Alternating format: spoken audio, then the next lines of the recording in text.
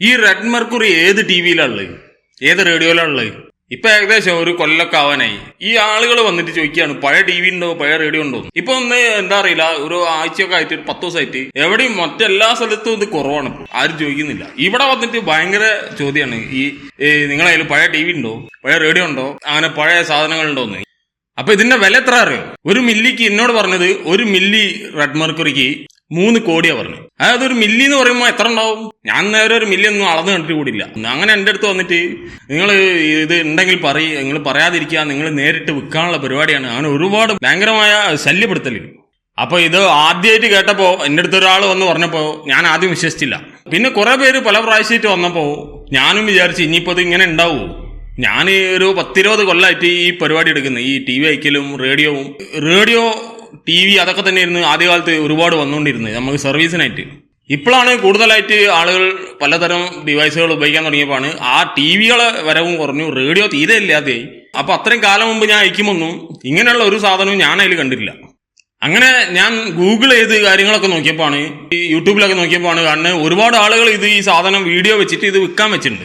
അതായത് ടെസ്റ്റ് ചെയ്യുന്ന വീഡിയോ. കണ്ണാടിയിൽ കാണില്ല, ഗ്ലാസ് പോലെ കാണുക, കണ്ണാടിയിലാക്കുമോ റെഡ് കളർ കാണില്ല. അതുപോലെ ഈ വെളുത്തുള്ളി അങ്ങോട്ട് കൊണ്ടു ചെല്ലുമോ ഈ സാധനം നീങ്ങി പോവുക. ഇങ്ങനെയുള്ള ഒരുപാട് വീഡിയോകൾ ക്രിയേറ്റ് ചെയ്ത് വെച്ചിട്ടുണ്ട്. പിന്നെ ചിലർ ഈ റെഡ് കളറുള്ള ഒരു സാധനം, റെഡ് മെർക്കുറി എന്നൊന്നും നമുക്കറിയില്ല, റെഡ് കളറിലായാലും റെഡ് മെർക്കുറി ആവില്ലല്ലോ. അപ്പോൾ റെഡ് കളറുള്ള ഒരു സാധനം വെച്ചിട്ട് അതിൻ്റെ അടുത്ത് മൊബൈൽ നമ്പർ എഴുതി വെച്ചിട്ടുണ്ട്, റെഡ് മെർക്കുറി ആണ്, അപ്പോൾ ഫോർ സെയിൽ. അപ്പൊ അങ്ങനെ ഒരുപാട് വീഡിയോ ഉണ്ട്. പിന്നെ ഗൂഗിളിലൊക്കെ തിരഞ്ഞപ്പോൾ കാണുന്നത് ഇത് ഉപയോഗിച്ചിരുന്നത് പണ്ട് കാലത്ത് ഈ ആണവ ആയുധങ്ങളിലാണ് ഈ സാധനം ഉപയോഗിച്ചിട്ടുണ്ടായിരുന്നു പറഞ്ഞു കേട്ട് വായിച്ചു കണ്ട്. അപ്പൊ അത് എവിടെയെങ്കിലും നിലനിൽക്കുന്നുണ്ടോ എന്നോ അങ്ങനെ എന്തെങ്കിലും ആധികാരികമായിട്ട് ഒരു ആർട്ടിക്കിളിലും ഒരു സ്ഥലത്തും പറഞ്ഞില്ല. അതുപോലെ അത് ടെസ്റ്റ് ചെയ്യുന്നത് എങ്ങനെയാണെന്നുള്ളത് എവിടെയും പറഞ്ഞില്ല. അത് ആദ്യമായിട്ട് കാണുന്നത് നമ്മളെ യൂട്യൂബിലാണ്. അപ്പൊ ഈ സാധനത്തിന് അത്ര വില ഉണ്ട് എന്നുള്ളത് അവർ പറഞ്ഞ സ്ഥിതിക്ക് എനിക്കും പൈസക്ക് ആവശ്യമുണ്ടല്ലോ. അപ്പൊ ഞാനും അത് അന്വേഷിച്ച് പോകാൻ തുടങ്ങി. ഞാൻ പഴയ സാധനങ്ങൾ വിൽക്കുന്ന ഷോപ്പുകളിലും അല്ലാതെ ആന്റിക്സ് വിൽക്കുന്ന ഷോപ്പുകളിലും ഞാൻ സർവീസ് ചെയ്ത ആളുകളുടെ വീടുകളിലൊക്കെ കയറി ഇറങ്ങി. പഴയ ടി വി ഉണ്ടോ, പഴയ റേഡിയോ ഉണ്ടോ എന്ന് ചോദിച്ചിട്ട്.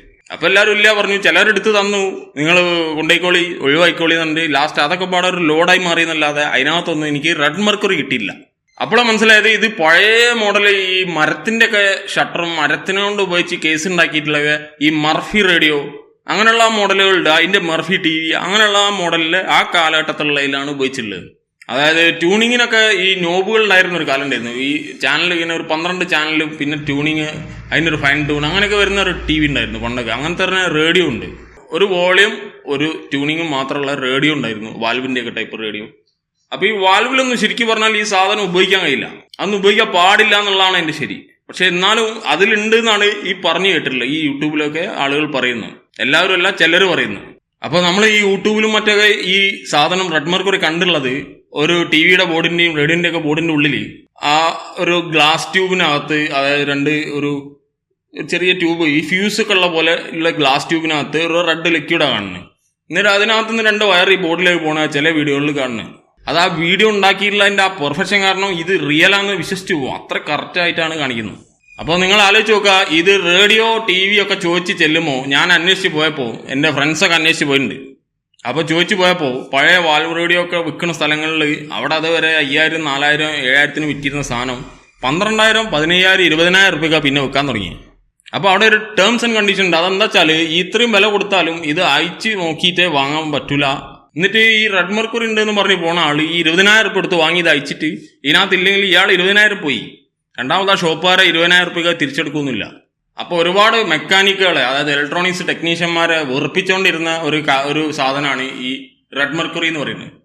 എങ്ങനെ വെറുപ്പിച്ചു വെച്ചാൽ ആളുകൾ ഇതായത് ഈ മൈൻഡായി നടക്കുന്ന ആളുകൾക്ക് മാത്രം കേട്ടോ. ഈ മൈൻഡായി നടക്കുന്ന ആളുകൾ ഈ സാധനം എവിടെന്നെങ്കിലും പൊക്കി പിടിച്ച് വന്നിട്ട് ഈ മെക്കാനിക്കിന്റെ അടുത്ത് കൊണ്ടുപോയിട്ട് ഇത് അയച്ചു നോക്ക്, ഇതിനകത്ത് ഉണ്ടോ നോക്ക്, ഇനി അതിലില്ല, അയച്ചു നോക്കിയിട്ട് അതില്ല എന്ന് പറഞ്ഞാലും അതിലുള്ള ചോന്ന പോളിസ്റ്റർ കപ്പാസിറ്റർ കാണിച്ചിട്ട് ഇതാണോ നോക്ക്, ചെക്ക് ചെയ്ത് നോക്ക് എന്ന് പറഞ്ഞ് വെറുപ്പിക്കുന്നുണ്ട്. അപ്പൊ അത് ആലോചിച്ച് നോക്കുക അയാൾക്ക് എത്ര ബുദ്ധിമുട്ടാണ്. പിന്നെ അല്ലെങ്കിൽ ആ മെക്കാനിക്ക് അതിന് പൈസ വേണം, ഇതിന് ഈ പൈസയും കിട്ടില്ല. എന്റെ അടുത്തൊരു 100 ആൾ ചോദിച്ചു വന്നിട്ടുണ്ട്. അപ്പൊ അങ്ങനെയുള്ള എല്ലാവരോടും, അങ്ങനെ ആ കാര്യം അന്വേഷിച്ച് നടക്കുന്ന ആളുകളോട് മാത്രമായിട്ട് പറയാണ്, ഈ സാധനം അന്വേഷിച്ച് നിങ്ങൾ പോയിട്ട് വെറുതെ സമയവും പൈസയും കളയണ്ട. ആ പൈസ കൊണ്ട് വേറെ വല്ലതും ചെയ്യാം. അങ്ങനെ ഒരു സാധനം ഈ സാധനത്തിനകത്തൊന്നും കിട്ടാനില്ല ഒരു ടി വിയിലും. ഞാൻ അന്വേഷിച്ച് പോയിട്ട് കിട്ടിയില്ല എന്നുള്ളതുകൊണ്ട് മാത്രമല്ല, അത് ഈ സാധനത്തിലൊന്നും, ഈ ഇലക്ട്രോണിക് ഡിവൈസിലൊന്നും ഇല്ല. സിംഗർ മെഷീനൊക്കെ പൊളിച്ച ആളുകളുണ്ട്. അതിനകത്തൊന്നും ഈ സാധനം കണ്ടില്ല.